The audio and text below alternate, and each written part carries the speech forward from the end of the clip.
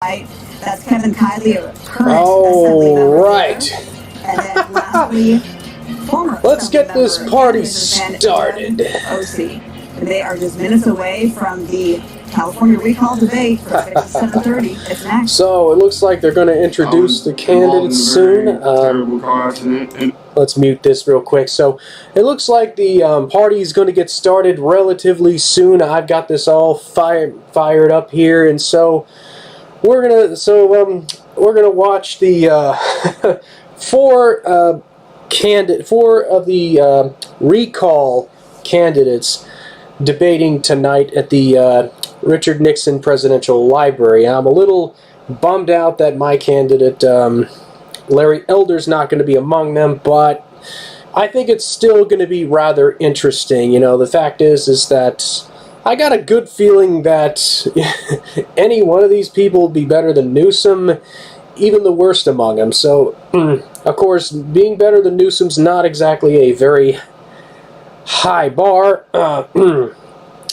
But I'm familiar with two of them that will be debating. There is John Cox, who's he's run for governor a few times and has not really won yet. Him and Kevin Faulconer are sort of the establishment candidates in the race, I think.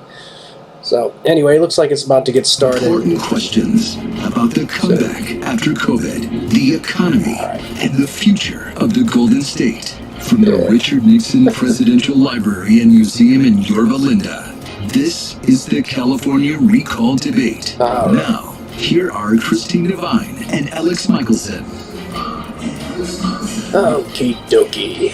And good evening. Welcome to the California Recall Debate. We are live at the Nixon Library in Yorba Linda. It just feels good to hear that. Fox 11 in Los Angeles, KTVU, Fox 2 in the Bay Area, and also the Salem Radio Network.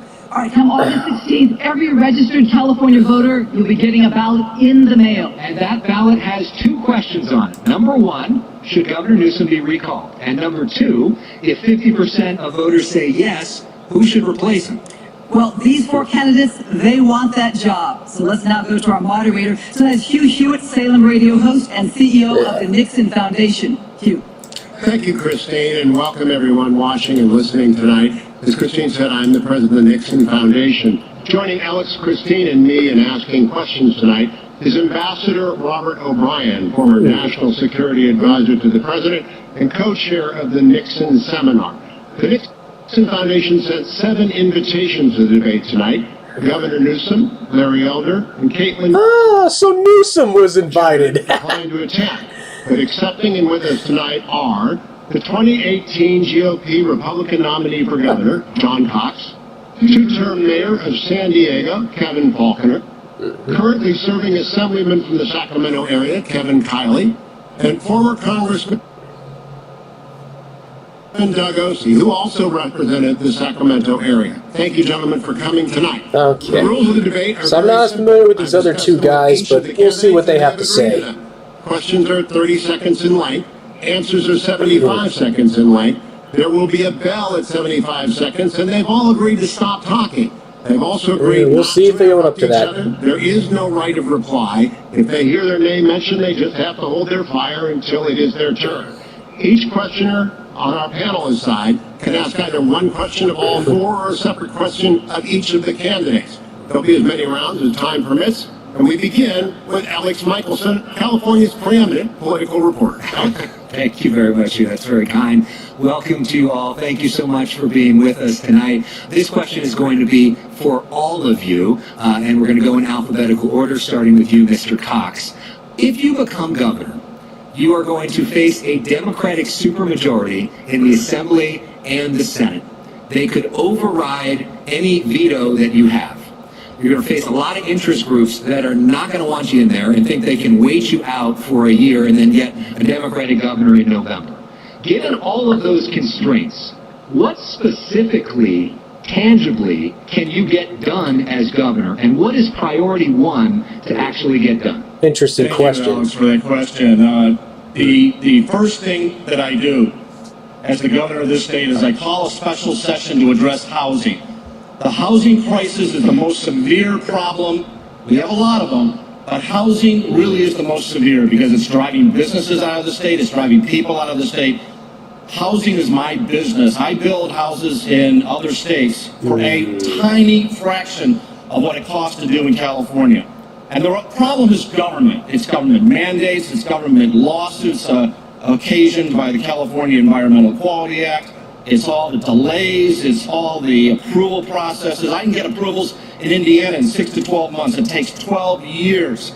And the problem with the cost of housing is it drives That's the middle true, class that's and the poverty incredible. out of this state. I'll have to look that one up later. It also drives up the cost of everything else. Think about it. It's a wage price spiral upwards. I'm a CPA, I'm a businessman. I understand what families are going through, and we need to tackle housing. I'm also going to tackle the other problems in this legislature. I'm going to try to do it with the legislator's help, but if I don't get that help, I'm going to go in the districts and try to get people elected who will fix the problems of this state. Now to you, Mayor Falk. Well, here's what can hoping you tangibly get done, we'll see what happens. especially with a legislature that probably isn't going to want to work with you. Alex, thank you for being here tonight. Thank you to the Nixon Foundation and New Majority. I would just say at the outset, first and foremost, I'm excited. I'm excited because this recall is happening and Californians are ready to make a change. I definitely agree on that. And I'm ready to bring California together to champion the reforms and the changes that this state so desperately needs. Hopefully you're telling the truth Standing there. up for public safety, making our neighborhoods safer, removing tent encampments from our sidewalks, and making California more affordable. I'm looking forward to bringing our state together after a very difficult time to do that. And I have experience doing that. I did that as mayor of San Diego after a very difficult time in our city's history. I'm going to take that exact same approach. And I have experience in working with a majority Democrat legislature because I did it my entire tenure as mayor of San Diego. What do? You go out and you win the argument publicly. And then when you win the argument, you can get the vote. And I'm going to focus first and foremost on making California affordable. I put forward the largest tax cut in California. Okay, that's good. Because we need it. Because our state's too expensive, and Californians are leaving and voting with their feet. So if you believe, like I do, that it's time to make California more affordable, we can do it. Assemblyman, you're in the Assembly. You know how challenging it is to get Republican legislation through right now. What can you specifically actually make happen?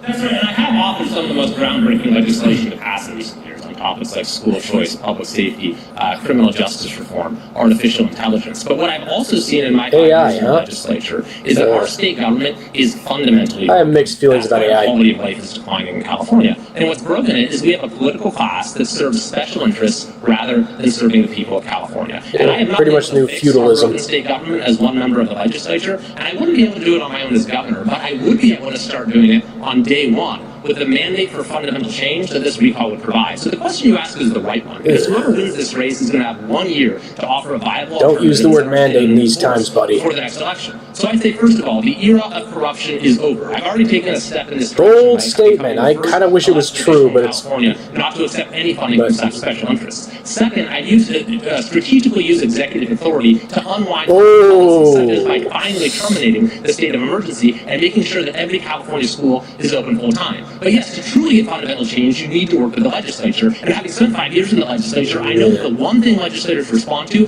is political pressure, the fear of losing their job. And having just makes me nervous when they start using words like executive authority. That's, I don't know. Issues like the cost of living, rising crime rates, and school choice. Congressman Osi, what is something tangible and specific that you can actually get done? So the governor's got immense authorities within the agencies and departments of the state.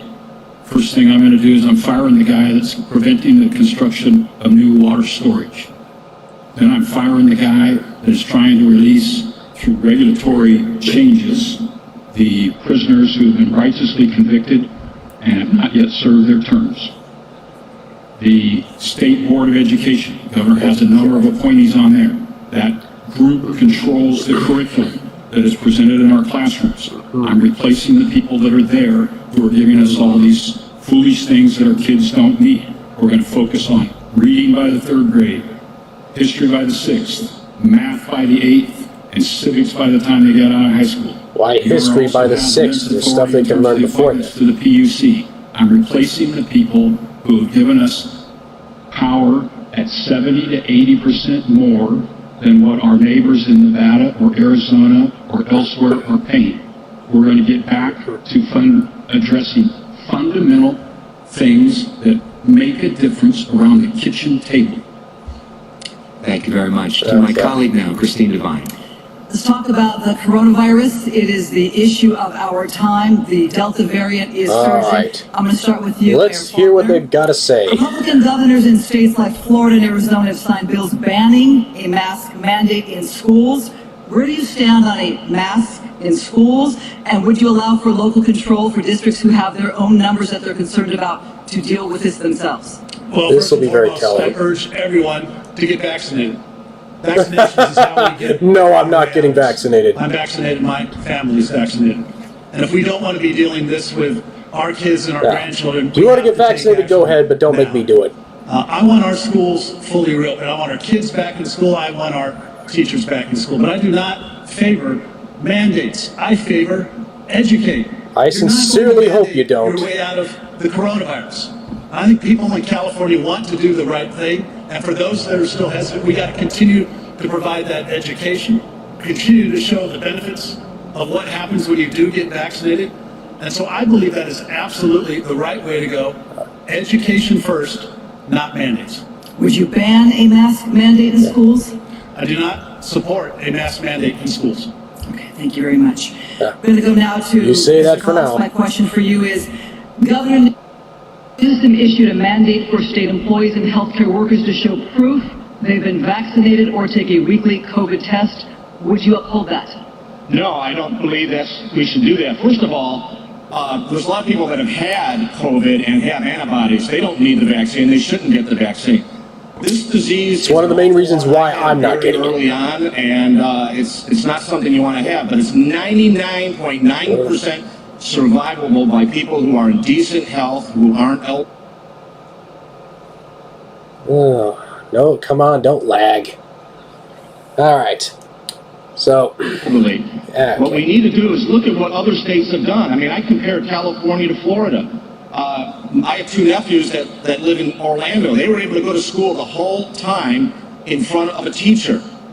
Kids in California were not given that privilege by Governor Newsom. Governor Newsom closed so many small businesses. I'm a small businessman.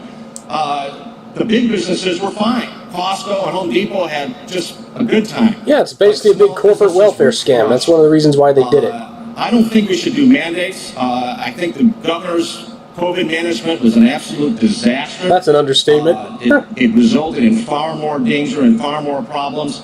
He got slapped down in court, too, for closing the churches. Strip clubs and pot shops were deemed essential.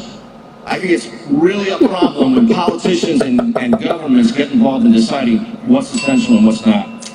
All right, we do know that the coronavirus is unpredictable. So my question now is to Congressman Ossie. The CDC came out last week recommending masks indoors in hotspots, even if you're vaccinated. Would you adopt CDC guidelines? Several Republican governors, Texas, Nebraska, are not. I think the government is engaged in a significant overreach of its authority in terms of imposing these things. I happen to have great faith in the ability of people to make decisions of their own, to assess the risk that they face, whether it be for their child in school or their workplace or where they shop. If you go to a store that says, please wear a mask, you have a decision to make. You can put on a mask and go in, or you have to respect the store owner's rights to control their own environment. Yeah, private property rights and freedom of association are very important. Has to stop.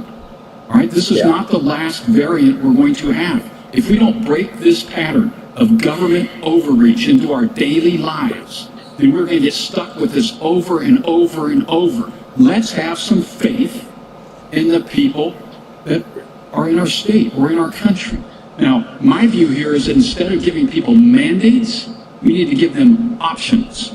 Our legislature and our governor right now has said, you will do this, without giving people options. I'm for giving people options. Take your kid to a different school, shop somewhere else. I'm not in favor of a government overreach as defined by the CDC. Thank you for your answer. Assemblyman Kiley, this is to you. Free market. 20 million Californians are fully vaccinated. That is 53% of our state's population. What would you do to get more people vaccinated, or do you believe personal choice, personal risk?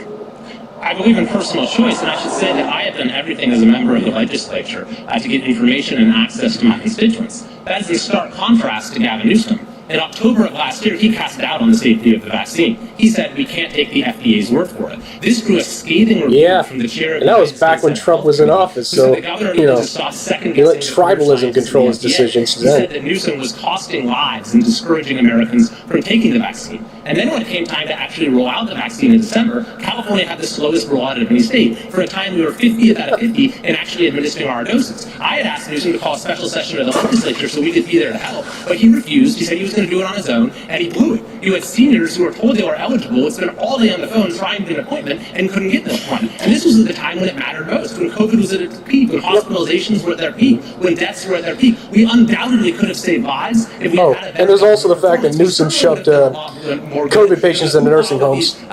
Vaccine lotteries, and these steps we're taking towards mandates and passports. It is a perfect case study for the purpose kind of a shame you didn't mention that. Politics. Using bright lights and cash giveaways and state control as a mirage for a broken-faced state government that fails to serve California in the most basic ways. We turn it now to the ambassador. Thank you, Christine. And this is a question for all the candidates, with Simmel and Kiley to begin. The DEA, the Drug Enforcement Administration, reports that cartels from Mexico, South, and Central America are the biggest drug threat to the United States. There's an avalanche of cocaine and deadly fentanyl that's coming into this country. And unfortunately, the DEA says that California is at the epicenter of the cartel's malign activity here in our state. There are parents today outside of this library in a parking lot who've lost children to fentanyl, and they're protesting and asking for relief from Sacramento. If elected governor, what would you do to stop this avalanche of drugs and stop the cartels from coming into our states? Thank you. Well, thank you. It's a very important question, and I was just at an event for parents in my own district whose son tragically died of fentanyl late last year. Who would have been a senior, would have just graduated from Whitney High School in Rockland. This is an issue that's affecting more and more families throughout the state. So public awareness is a very big part of it. Obviously, a lot of the issues at the border exist on the federal level, but there are things that we can do at the state level as well. For example, laws like the sanctuary state absolutely need to be rolled back, which have gotten in the way of our law enforcement in order to keep folks who are dangerous to our communities out and to actually enforce the law and keep our community safe. Yeah, what a I'll also concept. note that California has made changes to our drug laws that have been entirely counterproductive. I was a prosecutor Such before I ran as? for office. I was the deputy attorney general for the state, and I saw right before I ran in 2016 that recent changes to our criminal law were having a devastating impact on the safety of our communities. It's taken Gavin Newsom 5 years now with a pending recall to finally realize there is a problem and say that he's tough on crime. Prop 47, to take one example, has made it so you can't charge someone with a felony for even using Class A drugs. That's why we have open drug use on our streets. It's also why prosecutors no longer have the leverage to And how about ending the drug war? into drug treatment, so they're not given the tools they need in order to turn their lives around. It's a lose-lose. It hurts public safety, and it hurts the offenders themselves. Yeah, the drug war hurts public safety. End the drug war. Legalize all drugs. Congressman Osteen, what's your plan to take on the drug cartels and the gangs who are pushing fentanyl and cocaine to our kids? So one of the things that I bring to the table here is 23 years of experience following this issue. When I went to Congress, I didn't want to go on appropriations. I didn't want to go on Ways and Means. I wanted to go on the Drug Policy Subcommittee. Of course you did. That's who controls U.S. policy dealing with this situation. So this is not new to me. We are being overwhelmed by the illegal importation of all sorts of drugs. We are being overwhelmed. We wouldn't be if we ended the drug war. Same drugs in our rural areas. We cannot try to solve this problem by lessening our attention to it. We have to increase funding at the state and federal level to those agencies that are charged with interdicting this flow of drugs. No, those agencies are unconstitutional. Abolish them. Inspection regime at the border. We have to give our law enforcement people the antidotes for immediate application when they find somebody in the street who's suffering from fentanyl overdose or methamphetamines or what have you. And we must find a way to provide treatment for those who are suffering from drug addiction. Treatment, not incarceration. Mr. Cox, why is Sacramento getting this so wrong for California families right now? How would you fix it? Because Sacramento is all about politicians who talk, and they don't do anything. I've been a businessman for 40 years. I have to solve problems. If I don't solve problems, I'm out of business. And this issue about the drugs coming across our borders, and I might also add the human trafficking as well as the guns, is personal to me. I have a 16-year-old daughter. Last night, I was at her high school in an all-parent seminar talking about the incidence of drugs in her wonderful school. It affects everybody in every neighborhood. And if you don't think so, I hope you never... Yeah, we'd have less drugs in school if we ended the drug war. Just saying, I know I sound like a broken record, but end the stupid drug war. Release all non-violent offenders. Go right to the heart of it. We first of all need to end the sanctuary state nonsense in the state. We need to have the local police able to interface with ICE as well as the Border Patrol. We absolutely need to build a wall along our southern border all the way. It's there in parts in San Diego. Immigration's something I have mixed feelings about. This border. We don't have these problems in Canada because they can enforce their law and they're not corrupt. But unfortunately, we have problems with our neighbor to the south. They can't run their country and interdict this stuff, and we got to make sure that we protect our children at all costs. Thank you, Mayor. You confronted this issue head on in San Diego. What's the first step you take as governor? As governor, I'm going to put victims first, and I'm going to put criminals in jail. Succinctly as I can put it. And the fact that we have a governor, ladies and gentlemen, that has enabled the defund the police movement, the fact that we have a governor that has supported lessening penalties in our criminal justice system. When it's convenient to him. Ambassadors, you said the results on the street.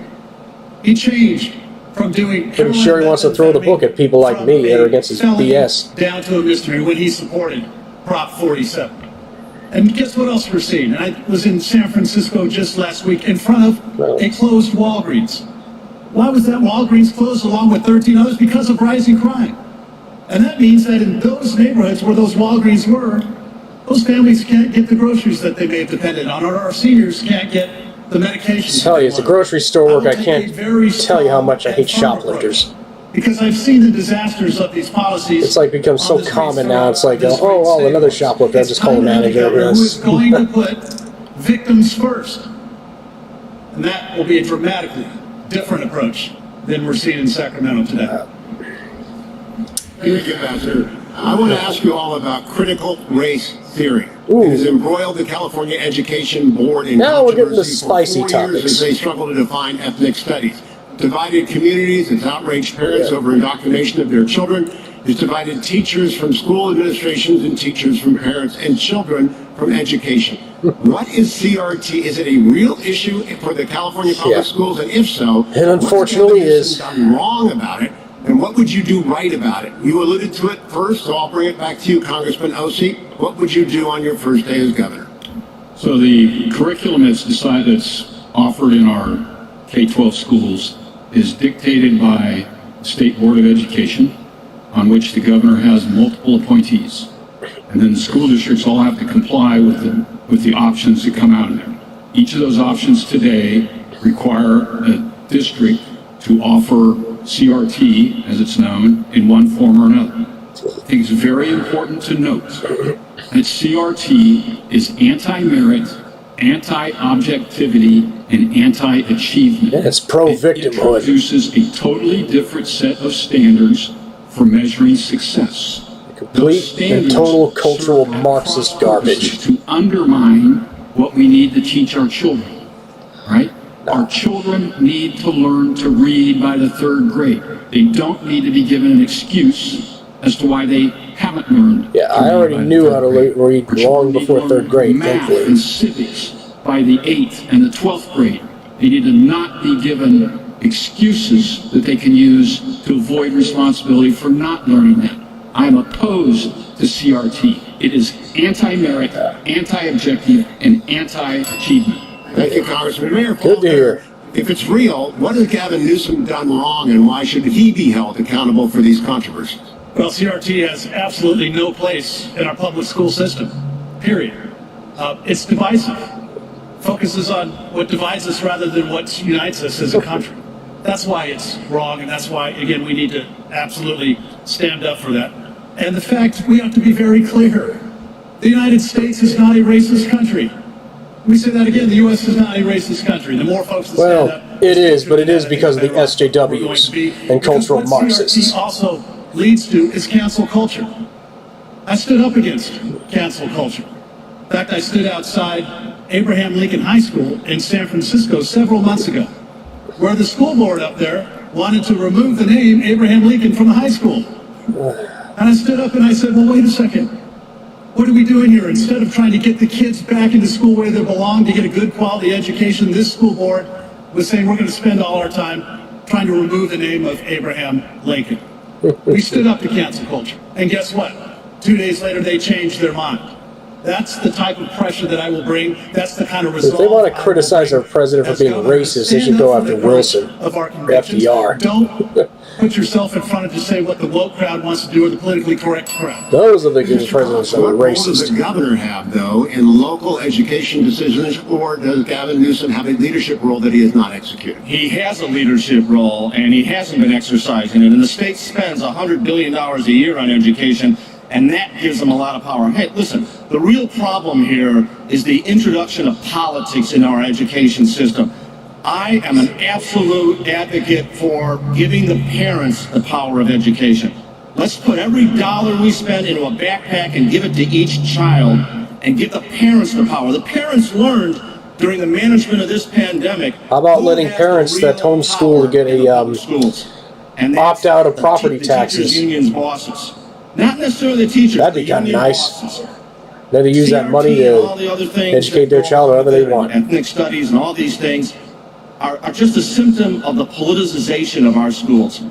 My mom was a teacher in the public schools. I was a school board Better yet, just president. abolish the property tax completely. I understand what it takes to teach, and we've put politics too much. We need to teach. One of the worst taxes on the books right now. I toured Folsom Prison, and most of those inmates were from LA, and they had high school diplomas but couldn't read past the 3rd grade level. That's criminal. And that's what we're doing with our children and our That's future. pretty pathetic. We've got to stop that. Get the politicians. That's what low standards will do. Assemblyman Kylie.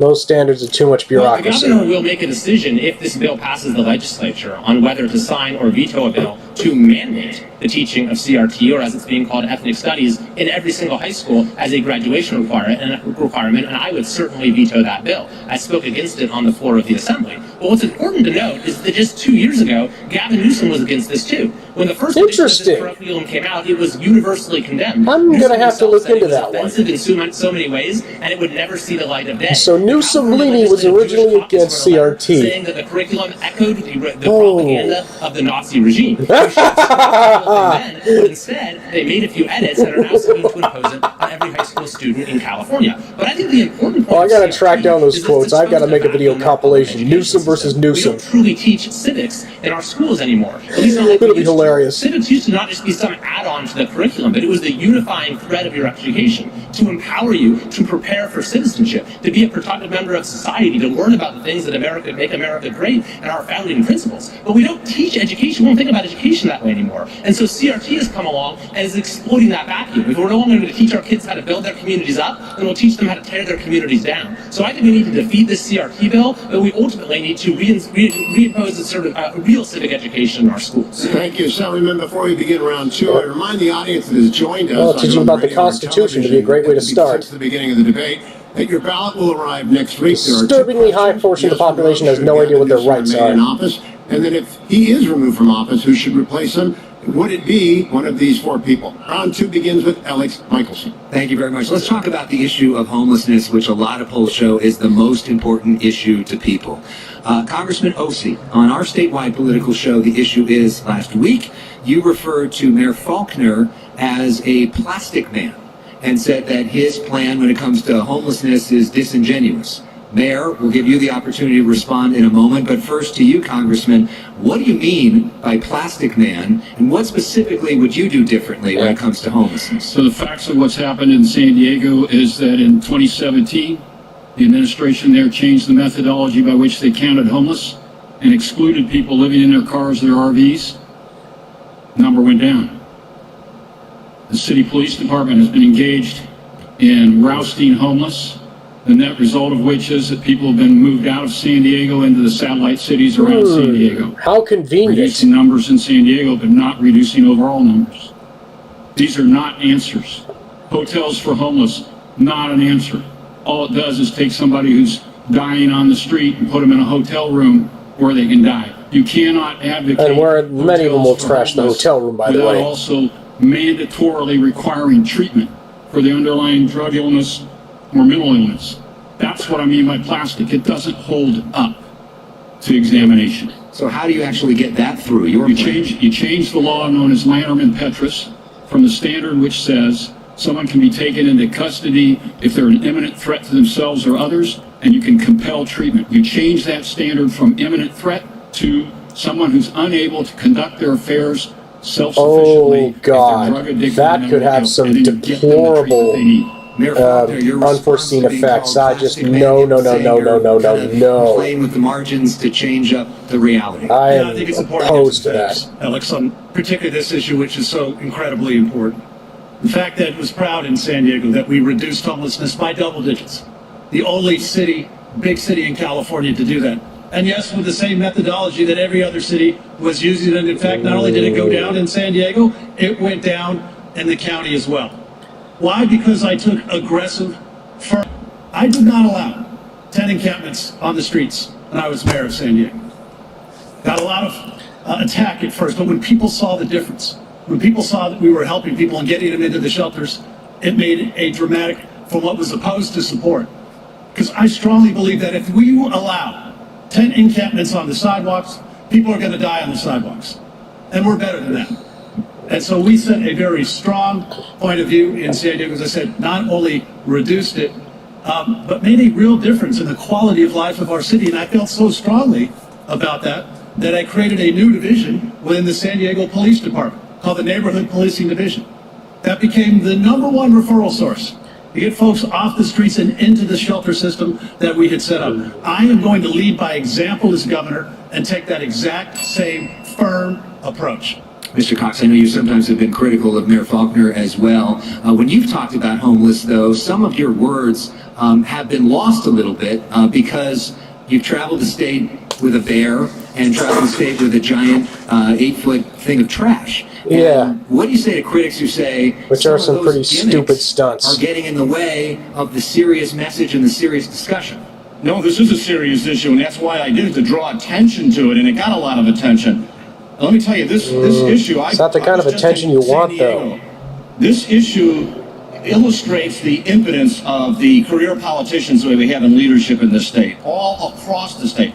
I was in San Diego last week, and I drove down Imperial Boulevard, tents all over the place, people living on the street all over San Diego. And it's that way in Chico, it's that way in San Francisco, Los Angeles, everywhere. I proposed a specific set of goals, and they revolve around treatment. I'm a businessman. I need to solve the problem, and that's what we're going to do. We're going to, if we have to, we're going to force people to get into treatment. We're not just going to buy hotels. I don't know. You can only go so far if people don't want to be treated. By the way, to avoid a couple of hotel deals where excessive prices were paid for hotels in San Diego. We have got to stop wasting money on this. I'm disturbed at John Cox's, standard that he wants to change here. Get conservatorships if we need to. Britney Spears didn't need a conservator. Oh, dear God. People living on the streets do. Expanding conservatorships. Oh, man, that is police state stuff right there. No. That's the #1 issue that I'm going to address, and we have to. I don't want to replace Newsom with a Assemblyman Kylie Republican that's just like him, just like him. No, thank you. Cannot be done unilaterally by the governor. Requires a changing of the laws. I know when you were on the issue, as you said, you wanted to call a special session of the legislature, bring them all back, and deal with issues like homelessness. What specifically would you want to see in terms of the budget? And if the legislature say, no, we're not going to work with you, what do you do? Well, it's the governor himself who has gotten in the way of a lot of cases. And I should say at the outset that homelessness in California is a human tragedy and a national disgrace. We have more wealth in this state than all but 5 countries, and yet we have thousands of people dying on our streets. So I decided to do an audit of all the homelessness spending in California, because we keep spending more and more, and the problem keeps getting worse and worse. We have 9 times the unsheltered homeless population as the next closest state. My audit would have looked at where all the spending is going and why isn't it solving the problem. It got unanimous support on the Senate side of the audit committee, but the governor's administration testified against it. That sounds like a good idea. I think I'll support that effort. It's no surprise that it's getting stalled, though. Vote short on the assembly side. And so what's happened? We've simply continued spending more money, and the problems only continue to get worse. The nonpartisan legislative analysts said more funding will quickly dissipate because there is no strategy. The governor's own mental health czar, his top mental health advisor, said in an interview in March that homelessness in California is not a money problem, it's a leadership problem. So what would I do? I would bring a new strategy, and I would bring new leadership. Under the 9th Circuit decision, you can ask people to move along and get off the streets if there's a place for them to go. So I'd make sure there's a shelter, there's a roof over their head, there's a place for them to go. But then I'd connect them with the needed services, substance abuse treatment, mental health counseling, job training, you name it. This isn't brain surgery. We can look at what's worked in other states, and we can do it here. All right, thank you very much. Well, it's certainly better than John Cox's approach. So we reached out to our voters, asked them to send us questions. We had way too many questions for the amount of time, so what we're going to do is just toss each of you a different question just to get to know you a little bit better. So we'll start with you, Congressman Ossie. It's about EDD fraud. Bruce Awashi asks, how do you clean up the EDD mess? Perhaps 30 billion in fraudulent unemployment claims in these COVID times. Others say it takes them days to get on the phone to get help to get their checks. How do you correct things? So Elaine Howell did our report on EDD. It was routinely ignored by the governor. So this really does lay right at Governor Newsom's feet. I doubt if he's even read the report. 114 pages. Filled with recommendations. Oh, these politicians never read their own bills like it, but they pass them anyway. Large and small business in the state of California has measures in place to prevent inappropriate payouts for false invoices and the like. Every single large and small business in this state has a practice, if they're successful, of answering the phone in a timely manner. Those are the 2 critical pieces to this. Let's figure out, by going and looking at other entities that have large employee pools or large sales volumes, how do they prevent fraud? And let's incorporate those measures into the EDD process. Well, they have an incentive to deal with fraud because it's their money on the line. Just answer the damn phone.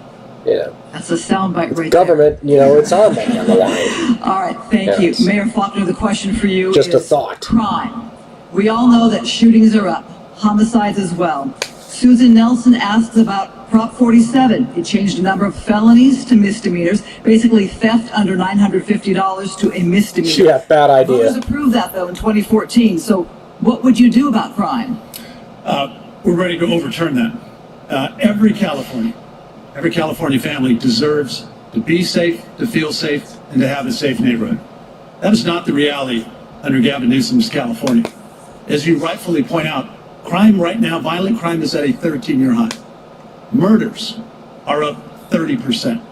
And yet we have a governor who doesn't seem to think that it's a problem.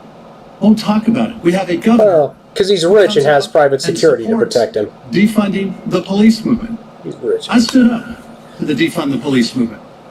I had hundreds of protesters out in front of my house this past summer, yelling at me, yelling at my family, every name of the book. Defund the police. I said no. I said the longer that they were out there, it would only strengthen my resolve to do the right thing. I didn't defund the police budget in San Diego, I increased it. I increased it because if we want safe neighborhoods, if we want the best and brightest men and women who wear that badge, protecting us day and night, we better darn well give them the tools, the training, and the support to be successful. That's the approach that I will take as governor and work to strengthen those laws that this governor has worked to weaken. He's wrong. Californians know he's wrong. That's why he's going to get recalled. All right, thank you. This is to Assemblyman Kiley. The question is about immigration. Carmen Perez would like to know your policy on the border and immigration. And another question came in, would you send the National Guard to our border, our southern border? Well, we're obviously seeing huge problems at the border, and there's only so much you can do at the state I level. don't think any of these candidates are going to send the National Guard to the border. Try to staunch the flow of folks over here, because it's become untenable in a lot of ways. But I should also point out that there's a lot of things that have been done at the state level using state policy that have been unhelpful. The sanctuary state is a prime example of that. This passed in 2017 and limited the ability of folks, of law enforcement, to coordinate with federal immigration authorities. And it was a law that only applied to those who had both come into the country illegally and had been, convicted of a criminal offense, and so, or at least arrested for one. And so I would seek to undo policies like that have served to put California in the wrong position vis-a-vis the federal government when it comes to immigration. I also think that we have done way too much in terms of expanding benefits that almost no other state has done. For example, in this last budget, there were unprecedented benefits, Medicaid, given to undocumented immigrants in California. This was a $267 billion budget, by the way, which that is the certainly doesn't help, but they're pretty much handing out quote-unquote free money to almost everyone now. But does very little to actually get our state moving in the right direction and get us the economic recovery. You know, people are just sitting home and not working. All right, we thank you for your time. The question for now rude is awakening, once the cash, the free money runs out, we end up like Zimbabwe. Nick Patronite writes, I work as a manager. Due to unemployment assistance in COVID times, we're struggling to find employees for our warehouse. How do you get people back to work? Small business is the engine of growth for not only California, but the entire country. And right now, we're supporting a lot of people. And they're giving John Cox a lot of screen time. Their life in this I mean, seriously, have any of you else noticed that? But we've got to correct the problem. We've got to give people opportunity. Just to start a new business in California now, it takes 6 to 12 months to get the paperwork done. And then you've got all kinds of problems with bureaucracy and regulations. We've got to cut through all of that. What I'm going to do is, they're not paying anywhere near as much attention to the other three candidates as they are this guy. Agenda. Of course, I'm not surprised because, he's the candidate that, aside from Newsom himself, obviously, that the establishment tends to favor the most. On every single regulation in California that... And, some of his policies, which are really just more police state garbage, really start their own business. Demonstrate why. The licensing rules and the regulations are geared towards protecting existing business, but not letting people get into business. And we penalize people tremendously. He's right about that. We also need to reduce the tax burden. But then again, he probably doesn't want to get rid of licensing laws like I do. Tax rate cut for every Californian, the largest tax cut in the history of the state, because this state taxes people too much and regulates people to death.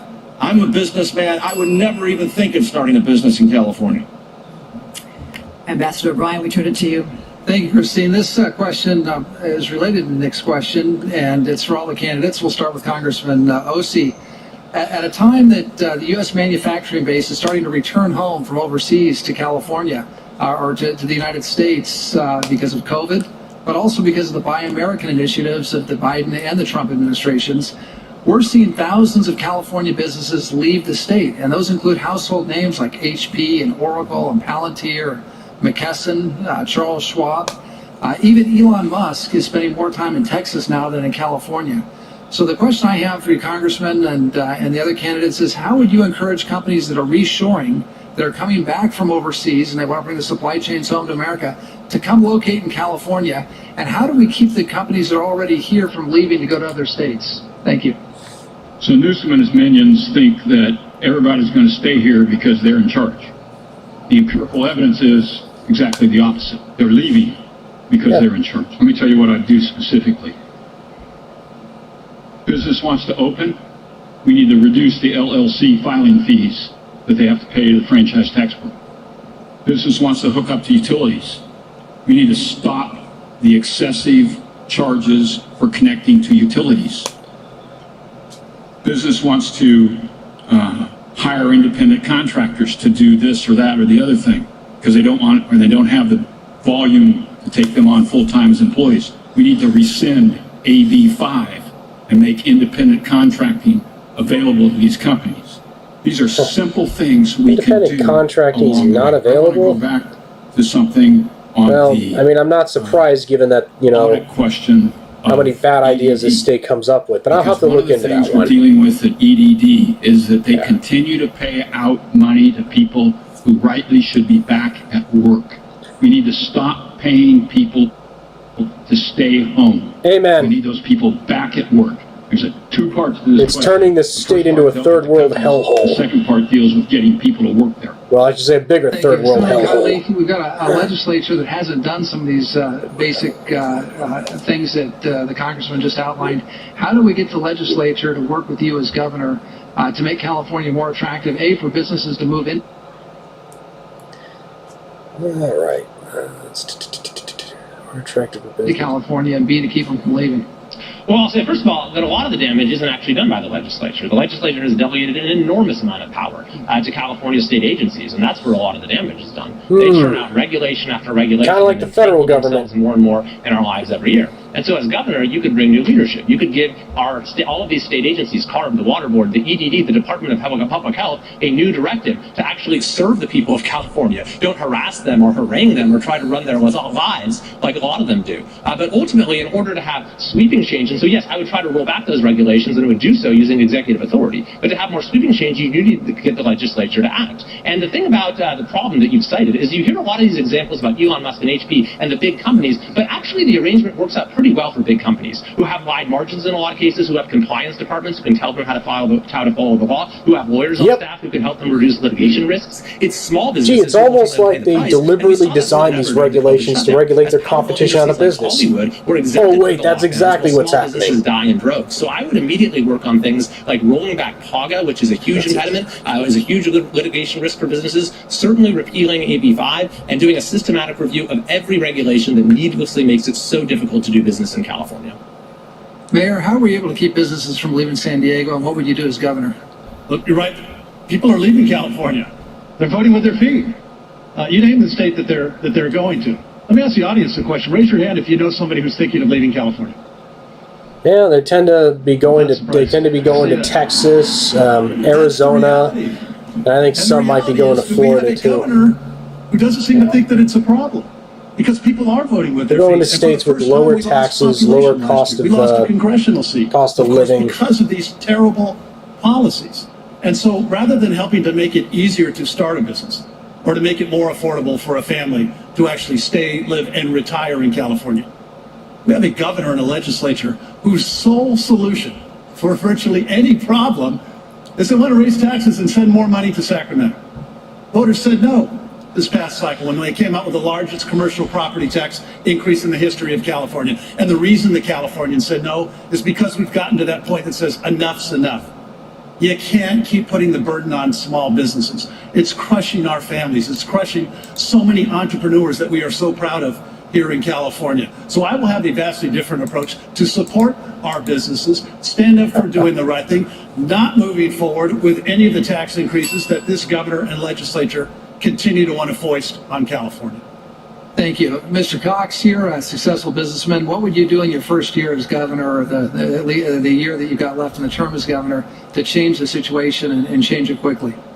Well, this is the problem in California. We got businesses leaving left and right. It's because we put career politicians, celebrity, and insiders in control of the state. A lot of states around the country, red and blue, have elected businessmen and women as their governors. And they're the most popular governors in the country because they focus on the problem and they focus on solutions. So what are we going to do? First of all, we're going to fix the housing crisis in the state. A lot of businesses have told me they're leaving because their employees can't afford to live in this state. And it drives up their costs and it drives up their salaries. We're going to cut taxes, as I just talked about. We're also going to talk about changing our legal system. The loser pays. Texas has done that. And Texas is getting a whole lot of our businesses every single day. We've also got to make sure that we deliver. Yeah, I think loser pays will be appropriate in some particular cases. They tell me they're paying 2, 3, 4 times what their subsidiaries pay in other states. They will not keep doing that forever. We need to cut the cost of electricity. We need to get more sources. We also need to make sure that we have water. The agricultural industry is important to the state, but we also have to make sure that people can afford the water in this state. We're going to have rationing next year. And it's wrong because we're sitting next to the largest... Yeah, hopefully not, but given the way things are, it wouldn't surprise me. Ambassador, I'm going to turn to that subject, water. The North Coast is already parched by drought. Drought has returned to many parts of California. And just yesterday, the State Water Resources Control Board issued an emergency curtailment authorized by Governor Newsom that will devastate the Central Valley, the farmers, and the hundreds of thousands of people who work for them. I'll start with you, Mayor Faulconer. On day one, what will you do about the water cutoffs in the Central Valley that is causing, for the second time in a decade, devastation to the agricultural business? Stop them, because agriculture is so incredibly important to our state, our community. We're so proud of agriculture in California in the Central Valley. We are not only, Central Valley is not just the breadbasket for California, we're the breadbasket for the nation. That's a truism. And yet we have a governor that has not done a thing to increase water supply in California. I was in Fresno just last week talking with our farmers who are seeing all their allocations cut virtually zero.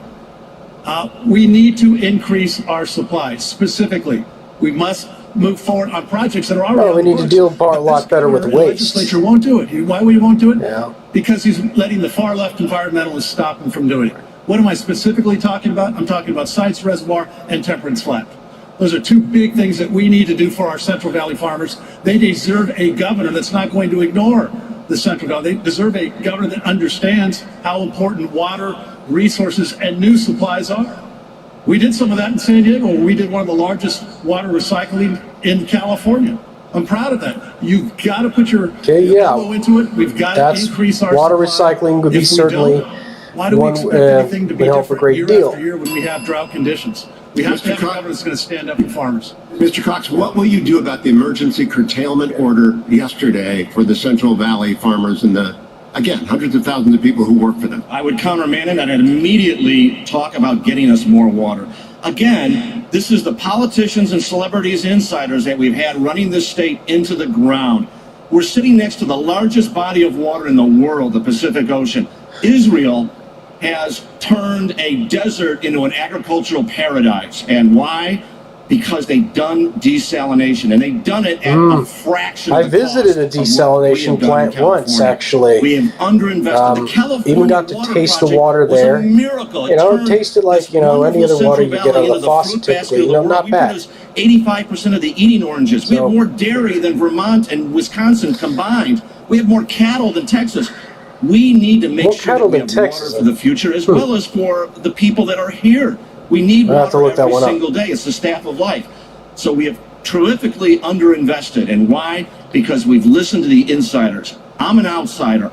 I'm not a politician. I'm not beholden to these groups. I'm going to talk to the people of this state about common sense solutions. And that means desalination. That means building more storage. That means building more recycling. That does not mean cutting allocations to our farmers or our people. Assemblyman Kiley, does the rest of the state even understand the agricultural devastation brought about either on the North Coast or in the Central Valley by water cutoffs? Well, a lot of folks probably don't, see the immediate impact of it, but certainly will experience the ultimate impact of it because we rely on our farmers for our food supply. And so we absolutely cannot have them be the first to have to face rationing and cutbacks whenever we hit these dry spells. So, to answer that's going to raise food prices even higher, which is really going to screw the middle class over.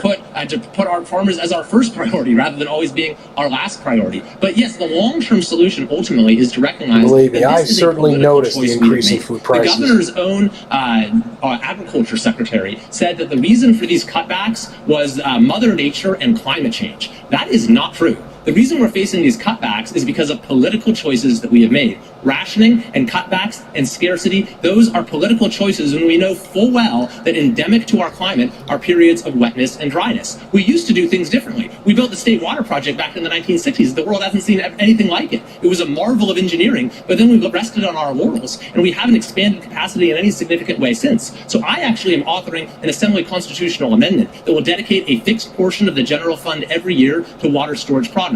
Temperance Flat, Sites Reservoir, there's a low-hanging fruit like raising the water level at San Luis and Shafta. We can have an affordable supply of water and one that is sustainable, and we can embrace abundance rather than scarcity. Might have some promise there. Apologies to Oklahoma. Can the farmer and the environmentalist be friends? Can you actually serve both of those communities of interest when it comes to water and the Delta? So there's one farmer in this race. One. That's me. My sisters and I raise 1,000 acres of rice. Water is not theoretical to me. All right? It's not theoretical. These fellows, they know the story. They don't know the reality. We need to increase supply. If we increase supply, it benefits not only farmers, but also cities and the environmental community.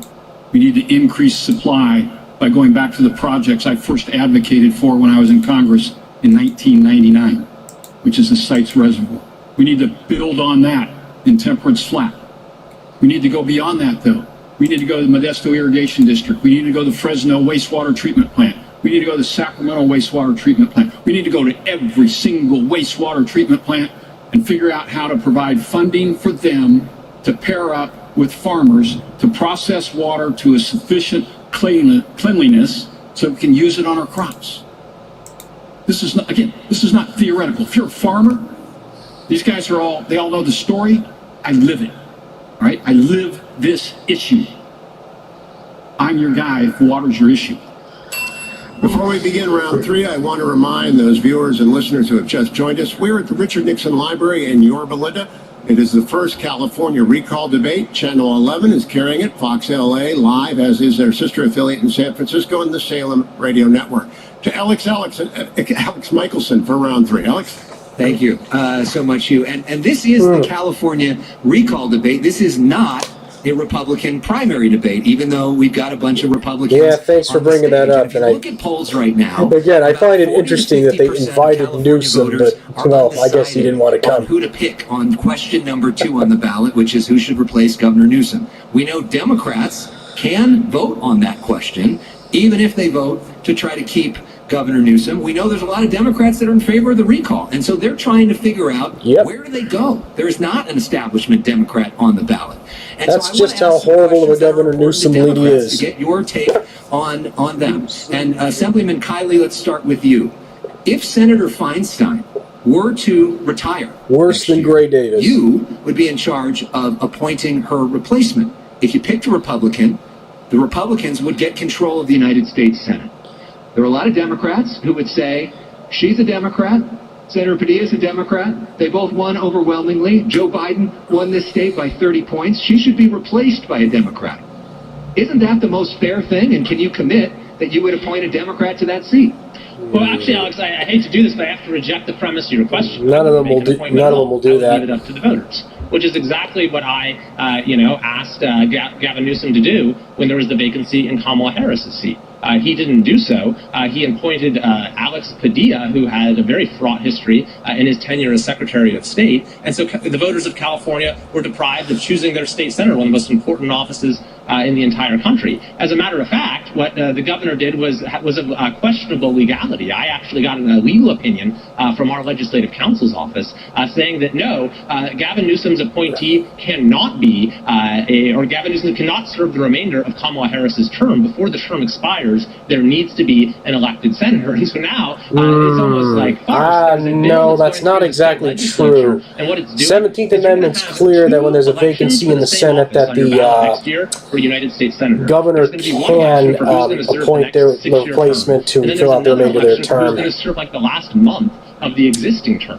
So this is all too typical of what happens in our state capital. Fake news. Is we try to shut voters out in every way possible. And so here they solve the constitutional problem You're lying, buddy. in the least democratic way imaginable. That's what ultimately this recall is about, is returning power to the people of California. All right, very interesting. Mayor Faulkner, the Newsom campaign has repeatedly called this a Republican recall driven by Trump supporters. They fought to even get that language on the ballot.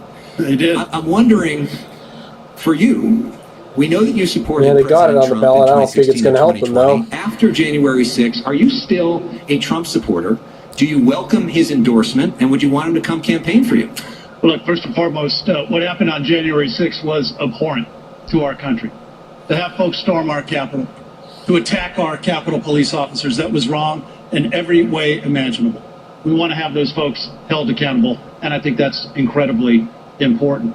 And I will tell you, Alex, when it comes, I think you hit the nail on the head, by the way. What Gavin Newsom wants to do is make this all about Republican or Donald Trump. What he doesn't want people to do is talk about his failed record and what's not answering the question. You're not answering, buddy. Very, very upfront about it's not about partisanship right now. No, it's about leadership. Not answering the question. Leadership of a governor who has failed to do the right things. Changing the subject. Actually take the stands because he's too afraid Yeah, of the red herring So what does fallacy. he have to do now? All he has is not going to come out and defend his record during the recall. He's going to call it all kinds of names, but he's going to have senators from other states come up and say that this is a partisan issue. It's not.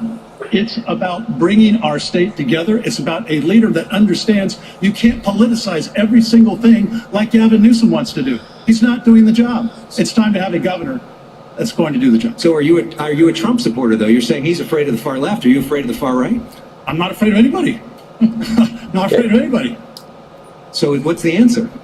I'm going to proudly take the endorsement and support of any Republican, Independent, or Democrat who wants to get rid of Gavin Newsom and make California a better state. All right. Congressman Still a dodge. What do you see as the size of the California budget if you're in charge in an ideal world? And who are 2 or 3 California... Yeah. Well, hopefully a lot smaller than it is now. I think it's spending way too much money. Democratic legislators you think you could work with to make that happen? So I want to answer, I'm going to get to that. But on January 6th, I didn't wait until April or May to make clear my position on what happened January 6th. I'm on record that afternoon that when they broke into the Capitol, it was time for the police to clear the building and arrest those people on the spot. I want to be absolutely clear about that.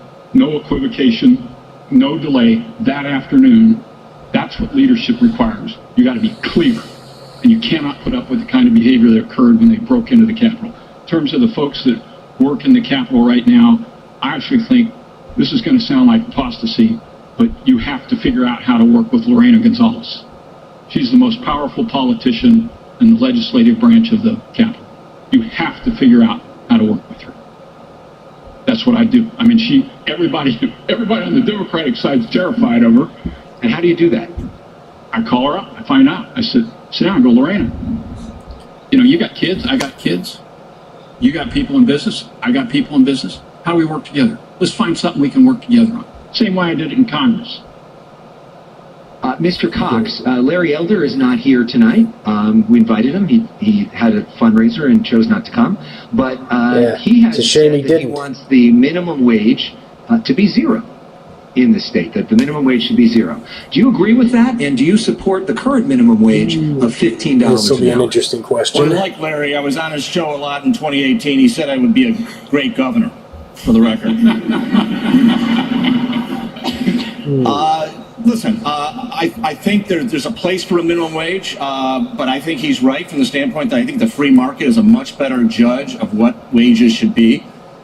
But I think getting back to I'm a bit surprised that would be his answer. We've got too much government and too much regulation. We've Very got too many few even Republicans have the guts to say that. Inserted itself in the business like that. And, I grew up a Democrat. I became a Republican because Ronald Reagan talked to me about the fact that government's not the solution to our problems. Government is the problem. So my message kind of a shame that his policies didn't exactly live up to that quote. Thousands of them signed this. The country might be a better place if he did. They want a state that works. They want this state fixed. We've elected celebrities and career politicians and insiders for so long. We have not elected a business person who spent a career. I started with nothing, and I built a business that's highly successful. I did it by solving problems every single day. I don't care if it's a Democrat answer or a Republican answer. We've got to come together and unite and solve these problems. So what should the minimum wage be? That's a question.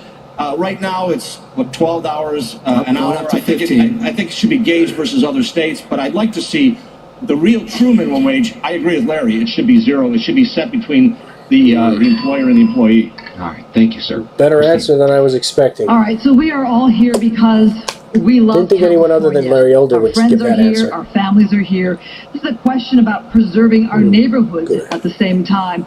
Assemblyman Kiley, this is to you. Linda Merkins is a voter who asks, how do you preserve single-family neighborhoods? Where is it? Yeah, all right. Looks like it's buffering again. But yeah, I got to give credit to John Cox for giving that answer. That was not what I was expecting there. I think some of his other answers he gave regarding civil liberties issues were a little troubling. But that was certainly a pleasant surprise that he gave right there. That buffering there is kind of a little annoying, but hopefully it's addressed soon. Increase housing opportunities. There it is. There we go. Well, it's a great question because housing is maybe the core issue as to why the American dream is falling apart in California. There was a recent survey that showed that 2/3 of Californians believe that kids growing up in our state today will be worse off than their parents. And it's why more and more people are packing up U-Hauls in order to avoid that fate. Last year, for the first time in California's 170-year history, our population declined. It's truly staggering. Yep, lost this used to be the state where seat anyone in could get Congress. ahead. Now it's the state that many can't wait to leave behind. And our New York was the other state that lost a member of Congress. Gavin Newsom promised a Marshall Plan on housing, but he has not produced anything of the sort. Construction has actually declined, and he's provided about 1/5 of the units that he promised. All the while, we now have a median house price in California that's over $750,000. That's up 20% just in the last year. And so you can get a good job after college, work hard, do everything right, and you not be able to afford a down payment on your home until you're in your 40s. So it's very important to preserve single-family neighborhoods and to allow for local flexibility and local autonomy. But there are simple steps that we could take to increase the supply of housing. We could certainly streamline the permitting process. We could eliminate all of the fees and costs that can be on average $150,000. We can reform CEQA and other litigation. Okay, and there's the buffering again. Alright. Okay. Alright. Good. Oh, wait. Dang it. That's the disadvantage of live streaming, is that stuff kind of...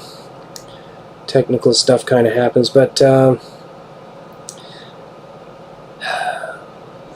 basically, if the answer to affordable housing is, certainly not what Newsom has done. Certainly not. And do what other states do, where they get projects right off the ground without delay.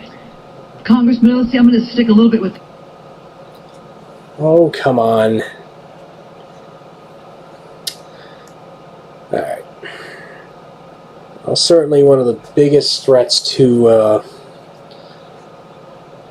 affordable housing, what's going on right now is, we have BlackRock basically buying up houses left and right, and they're doing it with basically Federal Reserve funny money. So, that same question about preserving neighborhoods. How do you preserve the single-family neighborhood and increases housing? Yeah, there's Federal Reserve funny money, so ultimately...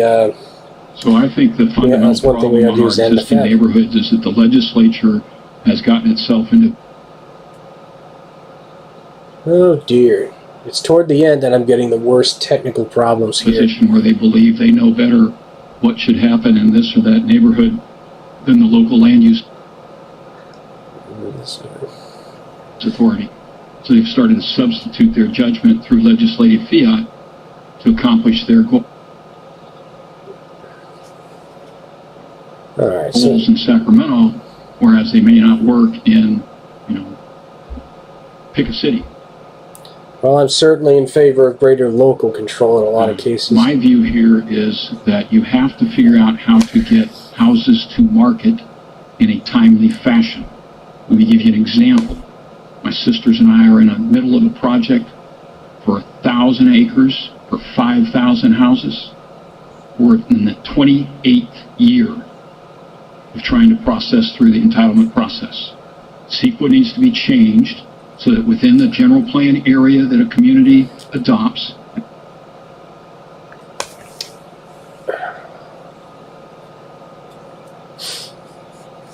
come on, you just need to last about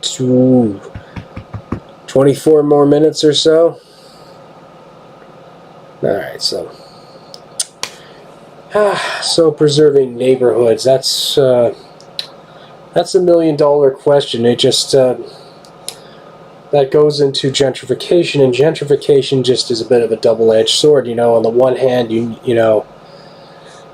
improve quote unquote a neighborhood in a lot of cases, but you price the people that were already living in that neighborhood out often.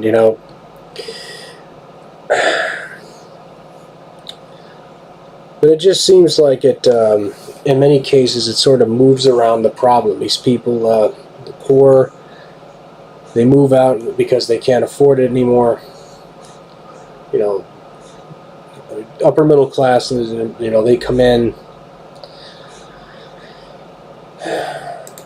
So it's a bit of a, you know, tough situation. You, of course, on the other hand, you of course don't want, you know, to see things like urban decay or, you know, rot.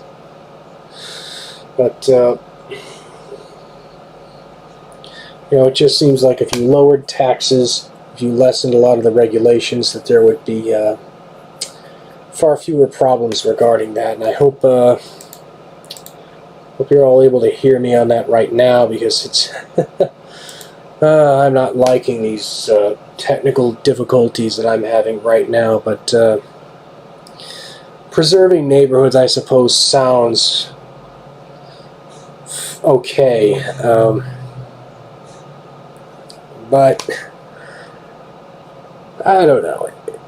It just seems like preserving economic liberty would go a much longer way toward having economically prosperous and vibrant neighborhoods. And I'm going to try and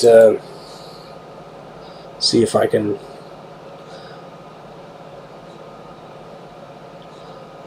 see if I can just if I just get this. San Diego, what we can There do, we go. we're working We're back together in business with all now. of our trade partners. Okay, good. That's how we compete. We strengthen the rules that So allow we'll just have to our small refresh every now and then. businesses and prime and electric companies to do what they need Foreign to do. influence in the And we UC take a system. firm stand when the bad actors come Man, out I missed something and here. do the right, and don't be afraid to call them out on it. That's, Okay. I think, the most important thing. Thank you. Mr. Cox, what do you say about the Confucius Institutes and this foreign political influence on our university students coming from the Chinese and other foreign governments? Well, we need to deal with the Communist Chinese Party, and there's no question about it. It's an unaccountable party that controls that country, that feels it's going to control dissent. It censors its people. It tries to control the economy. In other words, it's kind of like Sacramento. Well, it controls some of our politicians too. Like there's that one up to this. congressman who got caught having sex with that Chinese spy. Every country in the world. But you know, but we also have he doesn't get held accountable. What our businesses have generated in this country, and as the mayor said, California is one of the leaders in developing intellectual property and developing business methods. It's not just intellectual property; it's business methods and markets. We need to make sure that we produce in this country. That's vitally important. We found that out during the pandemic when we found out that we didn't make enough ventilators. We didn't have enough supplies for testing and other things in the pandemic. We need to make sure that we stop chasing business out of this state. That's what the politicians and celebrities and insiders who have controlled this state for too long have been doing to business, not just in California, but around the country. We need to make sure that we have people that are accountable and that we stand up for our business interests. Thanks. Congressman Ossie, what do we do to protect the UC system, the Cal State system, the gems of our educational program in California? That's what's made our state so great, so competitive. It's why so many innovators live here and come here to study. How do we protect those universities from IP theft and malign activity? This is actually one of the most interesting questions that our country faces right now. It's not the UC thing I'll get to. CCP, as you know, is engaged in a systematic effort to steal our IP. It's been going on for at least 30 years. Yeah. It started in agriculture. It's pretty much an open secret at this point. Well, you can't even call it that at this point. Our crop technology, and they've taken it to China and they've tried to implement it. Right? Henry Kissinger wrote a book in 2011 called On China. About this thick, small print, but enlightening. I commend it to you to read if you want to know what the Chinese are up to. In terms of the UC and CSU system, in terms of protecting the ability to continue with the IP, we need to have a very, very strong standard for who ends up owning the IP that comes out. I'm not sure that's a state or a federal issue. I would prefer it to be a federal thing for all universities across the country. But we can do it here if we have to. Well, a lot of IP law does tend to be federal. Most of it does tend to be federal in nature. We're not shooting bullets yet. but we are at war with China. We do need some serious intellectual property Assemblyman reform. Kiley, one of the things that the governor in Florida has done is pretty much these big corporations can just hold on to these properties indefinitely, when they should have entered the public domain decades ago. With China, with Russia, with Cuba, with Venezuela, with Syria, with Iran. Is that something you'd support here for the UC system and for the CSU system as well? Well, it sounds like something certainly worth looking at. With the UC, it's a little complicated because they're constitutionally independent. The state can't regulate them in the same way that they can the CSUs. But the problem that you bring up is one that I have a great deal of familiarity with. When I was in private practice, I prosecuted the civil case against Huawei Technologies for intellectual property theft. And this is in the public documents in the case. They had stolen this smartphone testing robot from the lab of our client, and then, basically tried to steal the IP. And the Wall Street Journal, in a front-page article a couple years ago, cited our case as the basis for the federal action that followed against Huawei Technology. And so it is a very serious issue. And we need aggressive action on this on the federal level, as well as where appropriate at the state level. I'll also add, by the way, that the threats to intellectual property in California don't just come from China. They come from our state legislature as well. I'm on the Judiciary Committee, and I see bills every year that erode intellectual property protections because they're trial lawyer-backed bills that seek to create new ways to sue people. This is just one of the many reasons that California is routinely rated the top judicial hellhole in the United States. But on the issue of universities, at the end of the day, I think what we need at our universities is to have a culture of free and open debate instead of them being sort of the... I don't know, it just seems like we should go back to the old days, the really old days, to where you had intellectual property for maybe 20 years or so, then it went into the public domain. Thank you. Thank you, Ambassador. I have two questions left, so I'll ask one of two of you each. The first one, I'll ask Assemblyman Kiley to go on, the mask mandate for elementary school children. School begins in 30 days. The Orange County Board of Education sued Governor Newsom to stop any sort of mask mandate in the Orange County Public Schools. What do you believe you could do to stop mask mandates on elementary school kids if you were elected governor in a month? Well, I'm 100% against the mask mandate at the state level. California is one of only a handful of states that has one, and I think that a lot of the authority to impose that stems from the state of emergency. So I would terminate the state of emergency on day one. Parents know what is best for their kids. They should be making these decisions for them.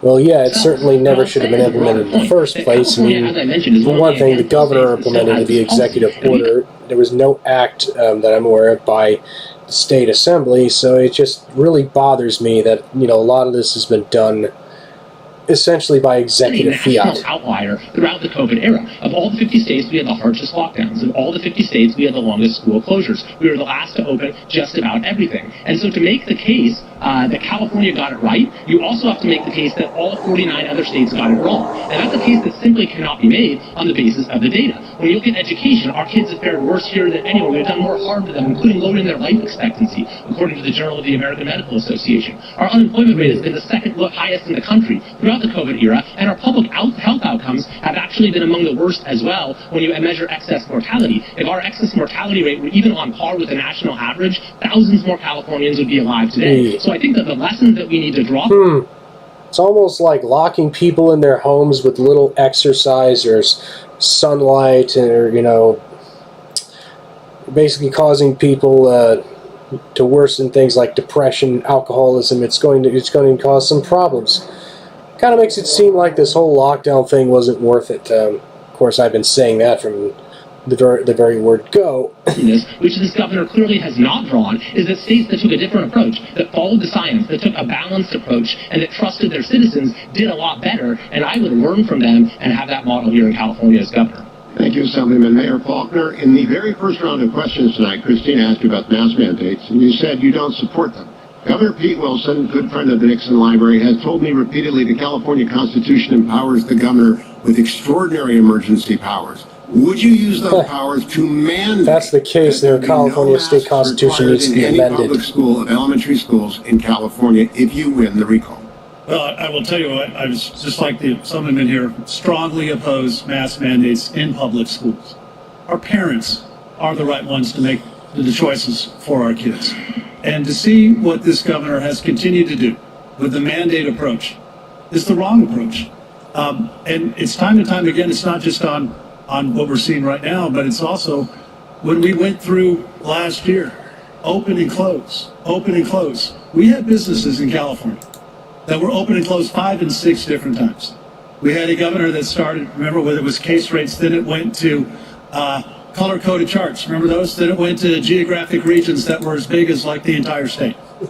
That's the type of stuff that you lose confidence in Californians to stand up and do the right thing. And so that's why it's not about mandates. It's about I got a question on this, though. Will you use your authority to bar mass mandates? Not oppose them, but to forbid them? It's something I would look into doing here, 100%.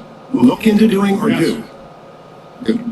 Now I want to switch to homelessness for Congressman Ossie and John Cox. Bit of a half-hearted answer there. Federal District Court Judge David Carter issued an order in May that took authority over homeless spending and programs away from the County of Los Angeles and the City of Los Angeles, citing massive dysfunction that resulted in more than 60,000 people on the streets in Los Angeles. Now we have the Ninth Circuit considering Judge Carter's order, which has been appealed by both the county and the city.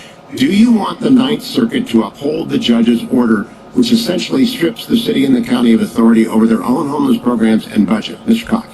Well, I'm afraid of the Ninth Circuit most of the time, but I don't necessarily want them to take away local control, but I want Los Angeles to do something about their homeless problem, and that's the problem here.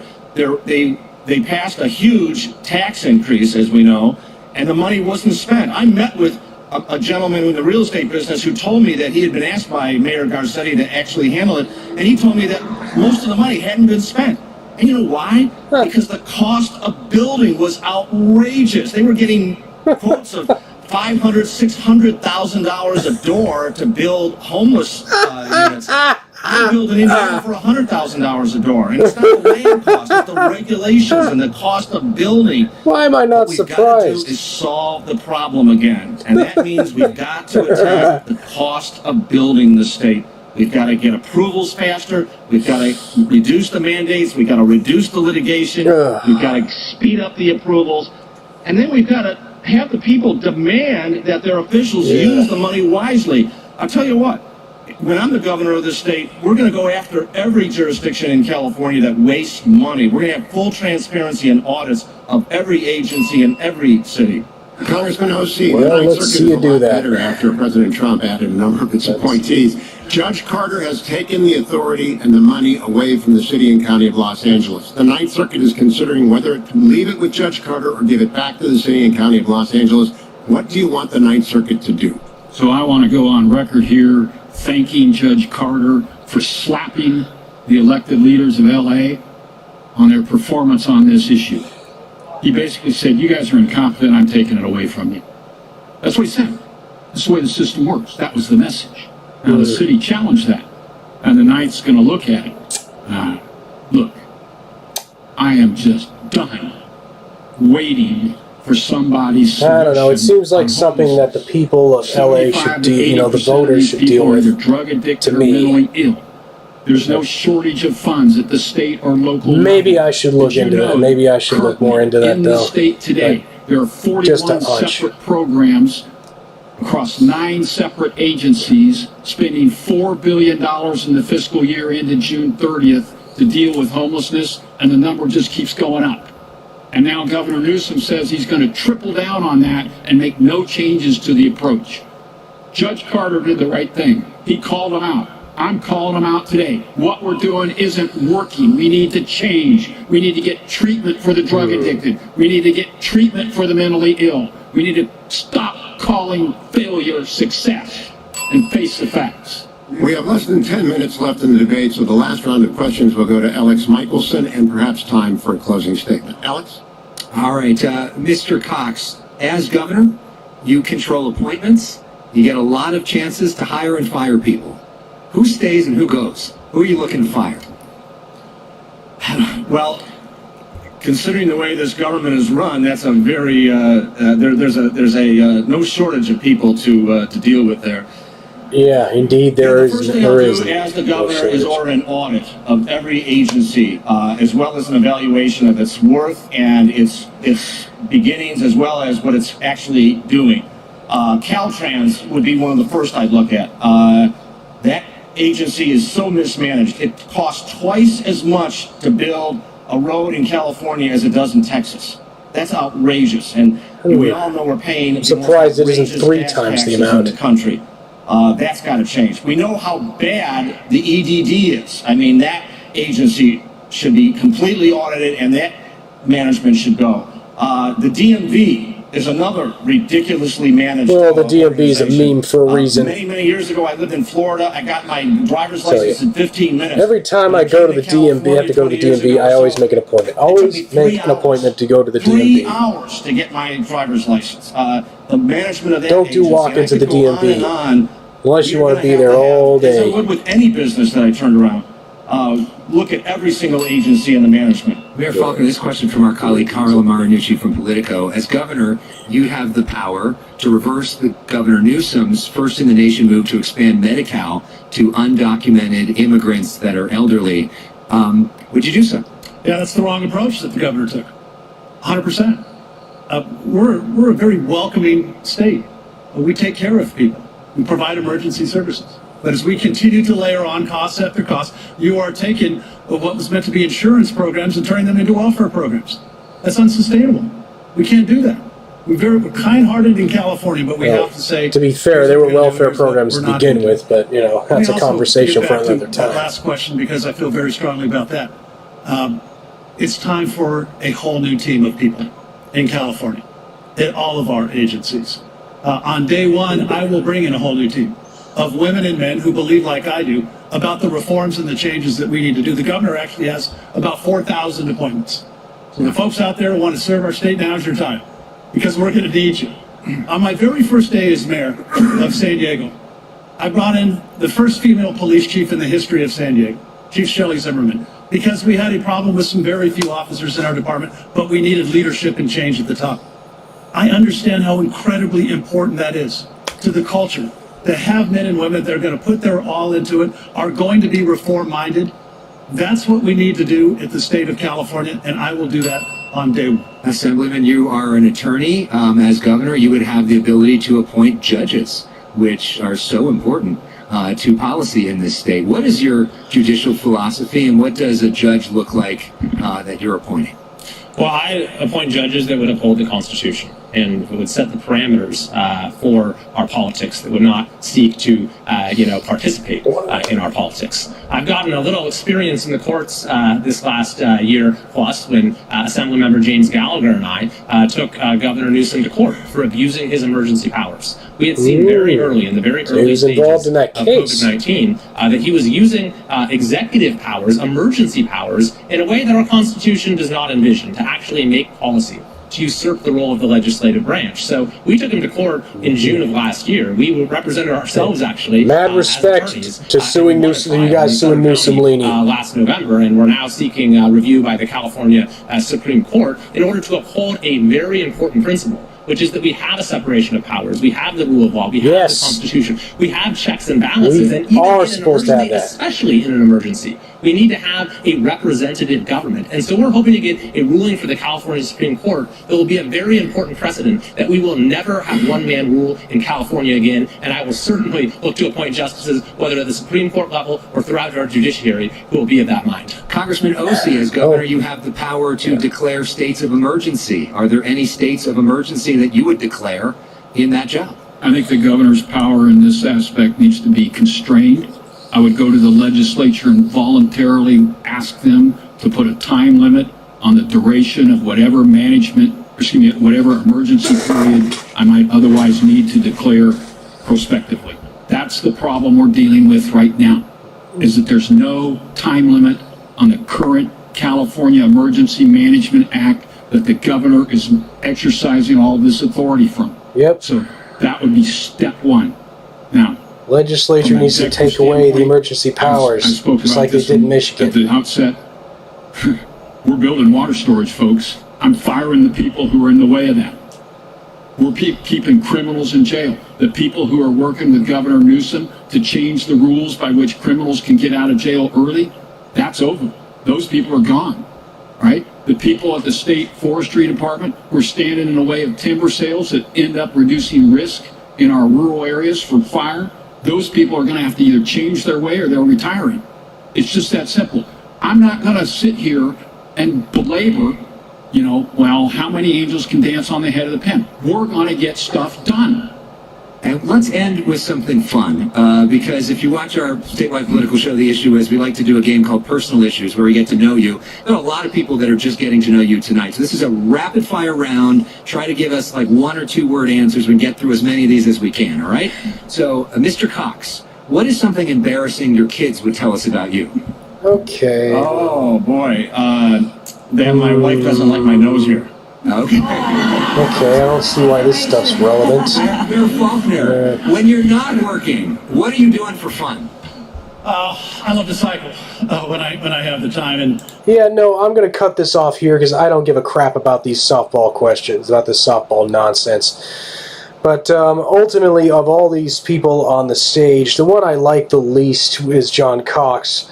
Because, frankly, some of his answers regarding civil liberties issues regarding, are pretty alarming to me. Particularly the idea of changing this one particular standard regarding forcible treatment. And that's because I'm very worried that that's going to be used, if not by him, but by future governors and also by the legislature to advance some really truly Orwellian and nefarious stuff, like perhaps forced vaccinations or vax passports.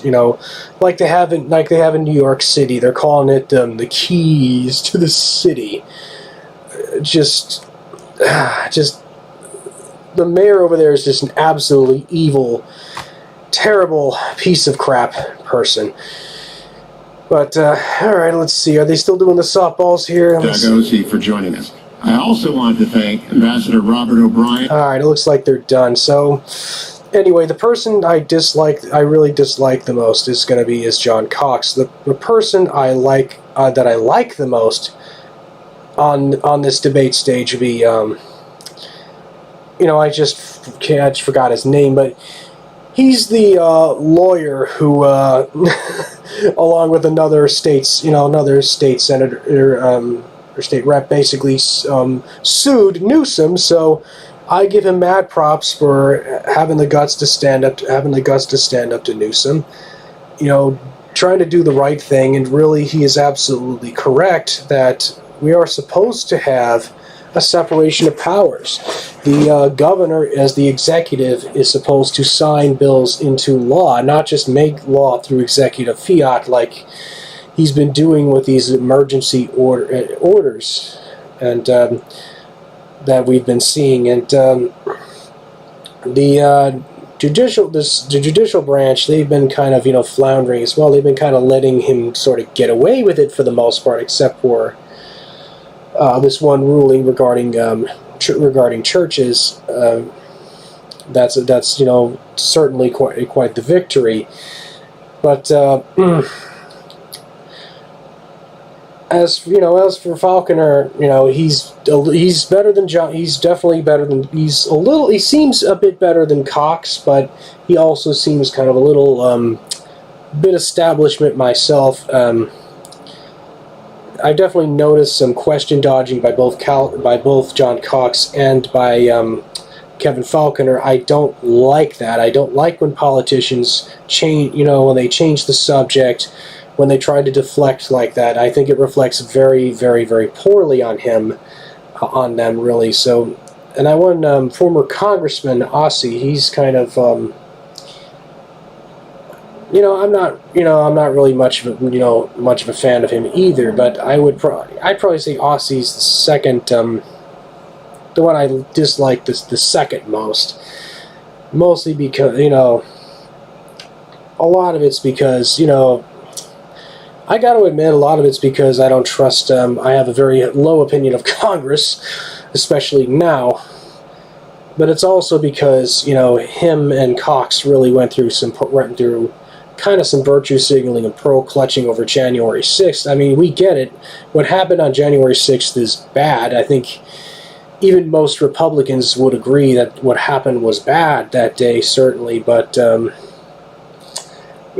the objection that I really have is that in the case of John Cox, he used that to deflect a question he had that if he would accept the endorsement of, Donald Trump and still supports Donald Trump. Now, if he doesn't support Donald Trump anymore, what he should have done was he should have just said, given a straight answer and just said, no. But then again, these people by and large are politicians, and unfortunately we tend to rarely get straight answers from politicians.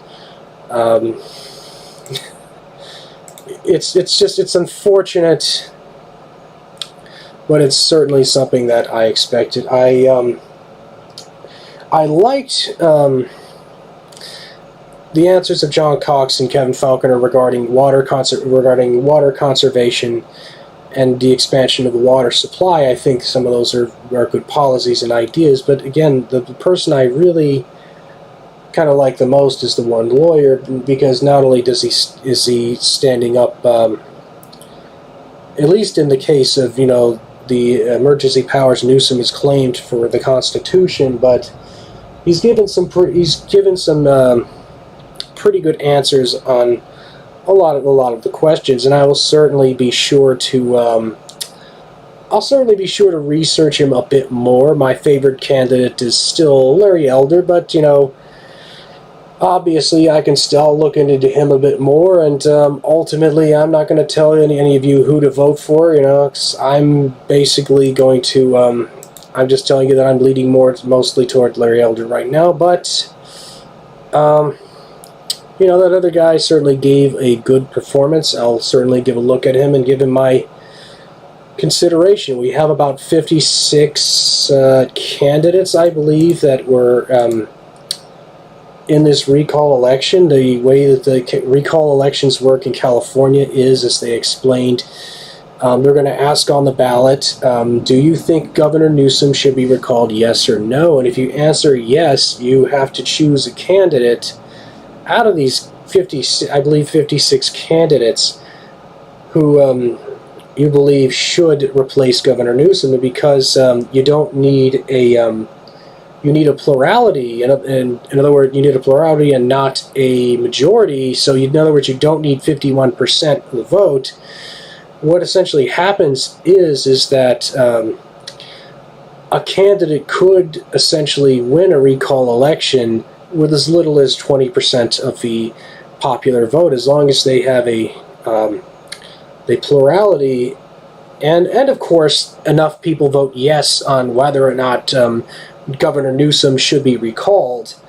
Then that person will become the next governor, and they'll fill out the remainder of Newsom's term, and whether or not they can win a regular general election or not is really anybody's guess. But when this recall election first started, I supported Caitlyn Jenner because, to be honest with you, I kind of thought it would be hilarious if Caitlyn Jenner won, because, wouldn't it be quite the irony if a Republican trans woman ended up beating a rich, white, elitist, leftist hypocrite like Newsom Leedy, as I frankly call him. I just think it would have been funny, but Larry Elder entered the race. I liked a lot of the things he said. I looked up a lot of his stances. He was a radio talk show host, and he's got a bit of a libertarian streak, pretty much like I do. And so he kind of seems, to me, to be the best choice. But, this one lawyer seems like he might have that libertarian streak as well, and perhaps might have that libertarian streak as well. It's a little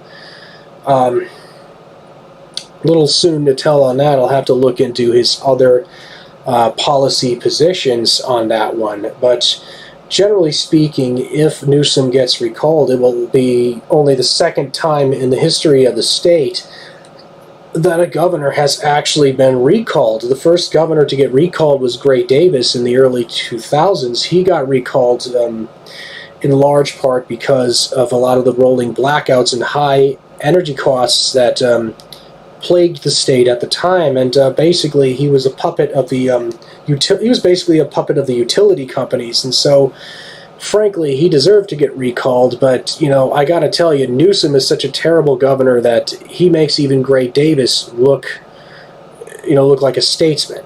and that's really honestly saying something. But I'm not. Newsom. The apple doesn't fall far from the tree, as they say. He's Nancy Pelosi's nephew. Nancy Pelosi is easily one of the most corrupt members of Congress. Former mayor of San Francisco. So that's the kind of person essentially we're dealing with here, and But it's not enough to get Newsom out. We also need to really take back the legislature. We need to take back the Assembly, and we need to take back the state Senate. And, of course, we all, as Americans, need to take back our various state, state houses, city councils, school boards. All politics is local, as they say, so we need to really start from the bottom up. That's essentially how we're going to deal with a lot of the corruption that stems really especially from the federal level, because one thing we absolutely should have learned from all this last year or so is that your state and local governments have far more power than you realize, than you think. And so unfortunately, a lot of people don't know who their congressperson is, who their senator is. They don't know who their state rep is, who their state senator is. A lot of people don't know who their mayor is, and I think it's really time that people start paying a bit more attention to that. I mean, as more of a libertarian leading individual, I kind of wish, part of me kind of wishes I could just forget about politics and just let them all leave me alone. Unfortunately, I kind of have to pay attention because, well, what other choice do I have? It's basically a lot like Charles de Gaulle, the famous French general, once said. He's basically kind of like a French Eisenhower. Politics is too important to leave up to the politicians. So we certainly have no shortage of choices of candidates to choose from. I'm really hoping that John Cox doesn't end up replacing Newsom, because John Cox to me really sounds like he kind of reminds me of the old GOP establishment, sort of the George W. Bush kind of wing of the party. And, well, let me tell you, I still haven't forgotten what things were like when old W was in office. And, yeah, and, well, I'm neither a Republican nor a Democrat, really. But, there is sort of a growing libertarian wing of the Republican Party that's I would really like to see grow. We have Thomas Massey in the House, and we have Rand Paul in the Senate. There really aren't any people that hold state office in California that I'm aware of that hold those sort of leanings. There's a few people that I would say come a bit closer. I do like my particular state senator, in large part because she voted against SB 277. It was a bill that essentially was a vaccine force bill that was passed to remove the personal belief exemption for K through 12 students in the public school system. And the personal belief exemption was very broad. It was basically, it could be religious, it could be philosophical, but just they removed that because, in the words of the statist tyrants that passed the bill, people were, quote-unquote, abusing it. And, well, the thing is that we've come a very, very long way in a very bad direction, unfortunately. And so that's kind of one of the main reasons why I want to recall Newsom, is because I don't want to have... I don't want to have a vaccine passport system like New York City does. I don't want this state, or God forbid the entire country, to end up like Australia, to where we have troops on the streets enforcing, basically Soviet-style totalitarian lockdowns where people are basically, where citizens are basically on de facto house arrest. So... anyway, I'm just really hoping that all goes well with this recall election. and we don't get somebody as bad or worse than Newsom. I'm hoping we take back the different. We take back the Assembly and the Senate, and it's just we get some people in there that aren't absolute tyrants. So anyway, it's been fun filming the basically first ever live stream with all of you. I hope you had some fun watching with me. Anyway, you all have a good night.